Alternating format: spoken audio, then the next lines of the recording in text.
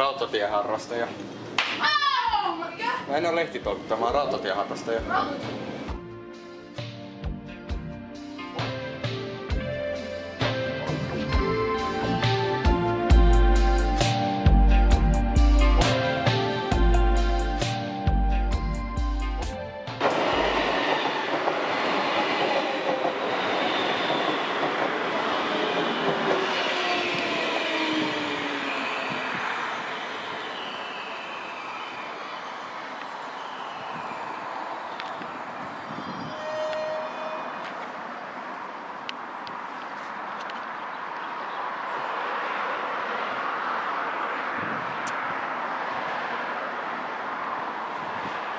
Monet ehkä nyt saattaa ihmetellä, että mitä mä nyt teen täällä Helsingissä. Siis mä tulin tänne, koska mä oon joukkoliikenneharrastaja, joka periaatteessa meinaa sitä, että mä monesti näen kyllä NS-ekoilla vuoroilla ja vähän niinku, jos katsotaan, niin vähän niinku junahullu.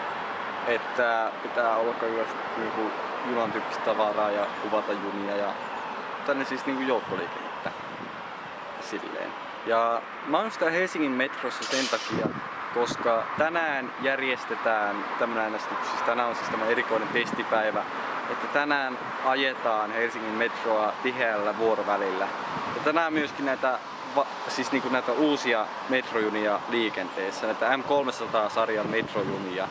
Ja mä oon just näitä tässä kuvailemassa. Tuossa itse asiassa menee M100-sarjan metrojuna ja mä tiedän, että nyt vähän saattaa tuulla, niin mä puhun kovempaa. Siellä menee M100-sarjan metrojuna. Näin. Ja mitä mä tässä teen, niin basically otan kuvia näistä ja tälle. Ei tule olemaan ehkä ihmeellinen päivä tänään. Niitähän on nyt liikenteessä näitä M300 metrojunia tai aika paljon niin niitä on tänään liikenteessä. Niitähän on nyt Helsinkiin tuotu, onko ainakin niitä 14. Mä tulen laittaa kyllä videoita tekstiin, että paljon niitä nyt oikeasti on ja näin. Mutta mä oon just täällä Kulosaaren metroasemalla. Siis tää on ehkä yksi mun näistä, että siis spottailupaikoista, missä mä kuvaan metroja, niin ihan jees. Tänään itse asiassa myöskin metrojunat menee Kamppiin. Ja tässä itse menee tää metrojuna, mikä tää metrojuna, mikä tähän tulee, niin tää menee nyt tonne Ruoholahteen. Koska oliko se niin, että Ruoholahden kääntöraiteille ei oikein mahdu eikä se pysty ajamaan niin tiheällä vuorovälillä. Niin siitä johtuen Kampista ja Ruoholahdesta menee ne on molemmat käytössä. Myöskin ihan, koska ihan hyvä testata, koska länsimetrohan on myöskin vähän samantyyppinen, että siellähän ajetaan Matinkylästä metroja ja sitten myöskin Tapiolasta, jolloin molemmilla asemilla on myöskin kääntöraiteet, että aiheuttaako jotain häiriötä liikenteelle, jos on siinä mielessä niin tiheä vuoroväli. Niin se on ehkä siinä mielessä myöskin ihan hyvä niin testata samalla. Mä en nyt oikein tiedä, oliko se nyt niin, että Kampista kaikki metrojunat menee nyt tuonne Mellunmäkeen ja sitten tosta Ruoholahdesta kaikki Vuosaareen. Tähän niin tyyliin tuppaa heti, kun Toni on lähtenyt, niin tyyliin tuppaa toinen metrojuna. Niin tulee tunteeksi silleen, että on jossain niin vähän niin kuin suurkaupungissa. Tää on ihan mahtavaa. Ja näin. Sieltä tulee itse asiassa vieläkin näitä vanhoja junia joita liikenteessä. Ei ollut tänään nokkajunaa, joka itse asiassa on tää M100-sarjan tää prototyyppimalli. Ainakin mä oon nähnyt, oliko se 309 M300 metrojunaa, sitten 301. Ehkä siellä on 302 liikenteessä tänään. Näähän näitä junien vaunujen numeroita NS, mistä sit tunnistaa, että mikä niin näistä Helsingin metron, niitä sanotaan, että tällä kohtaa on 100. Niin mikä niistä 100 metrojunasta on just tää, mitä me meinaan, tai niitä on niin vaunuja. Sinänsä tänään sarjan junissa näillä on jokaisella vaunulla oma numeronsa myös. Sitten 300 siellä on A, B, C, D. Ja sitten 200 siellä on aina myös molemmilla vaunupareilla se oma numero. Katsotaan vaikka tosta.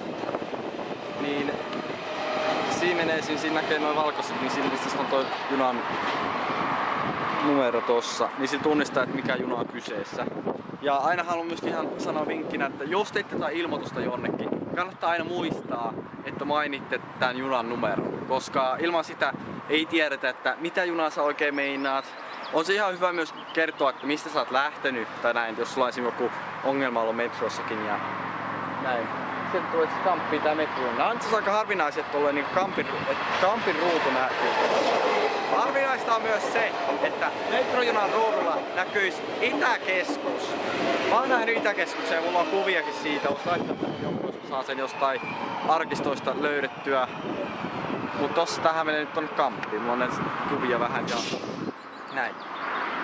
Olisi ihan kiva tietää, jos HKL julkistaa jonkun raportin, että miten tää päivä tänään menee, että onko ollut paljon häiriöitä ja haluavatko he nytten kokeilla jatkossakin tätä samaa systeemiä. Se olisi ihan kiva tietää. Ja se oli tässä tänään mun eka reissu tuossa M300-sarjan metrojunassa. Että tää on ihan mukavaa puuhaa täällä, tää rautatieharrastus. Mut sit myöskin tää asia, että eilähän tuli myös uutisia, että tää länsimetron avautuminen, se niinku viivästyy. Siis länsimetrohan avautuu nyt vähän myöhemmin tai pari kuukautta, sitä nyt tarkalleen osata sanoa. Niin bussilinja ravataan, siis kaikki bussilinjasta ravataan uusiksi. Se on vähän ärsyttävää, joo mä tiedän, niin näin. Mut niinku olisi ollut ihan jees, että ne olisi niinku tehnyt, jos tämmöinen tapahtuu, koska aina pitää olla myöskin ihan varma, että tai ei ole varmaa, että näin tapahtuu. No mä voin sanoa, että oikeesti teidän pitää laittaa aika tiheästi busseja sinne, jos haluatte, että ihmiset pääsee perille ja musta voi tuntua, että kohta saattaa itse tulla vähän enemmän yksityisautoilua. Mä tiedän, yksityisautoilua ei saa millään tavalla länsivältä pois, mutta sitä voidaan vähentää, siis joukkoliikenteellä, joka toimii. Ja siellä on kuulemma jotain turvallisuusongelmia, niin HSL, jos oikeastaan nyt on juhannus, laittakaa PVL juhannus jokaiselle henkilölle sinne töihin. Ja selvittäkää se ongelma, voidaan avata ajoissa, koska nyt ei ehkä monet tykkää siitä, että nostatte hintoja. Koska sekin tuli nyt tässä samaan aikaan, että nostatte 5% hintoja. Ainakin laskekaa sitä prosenttiyksikköä, niin pidätte asiakkaat vielä täällä liikenteessä. Se niin on ihan parempi asia siinä mielessä. Mut joo, mä oon nyt täällä näin ja jatkan. Näin.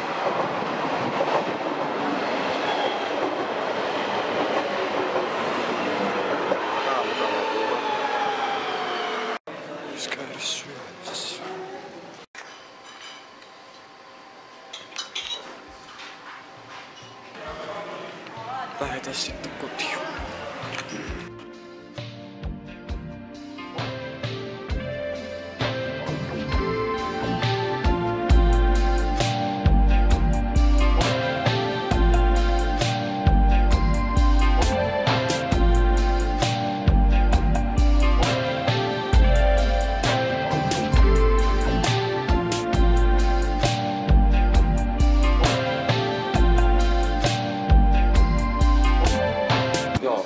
Siis mä kuvaan raideliikennettä näitä joukkoliikennevälineitä. Onks tää eka metroa nähty? Mitä? Onks tää eka uusi metro? Tää on eka tästä uudesta sarjasta. Joo, tää on eka tästä M300-sarjasta. Onks tää ihan? On tää ihan jees mun mielestä.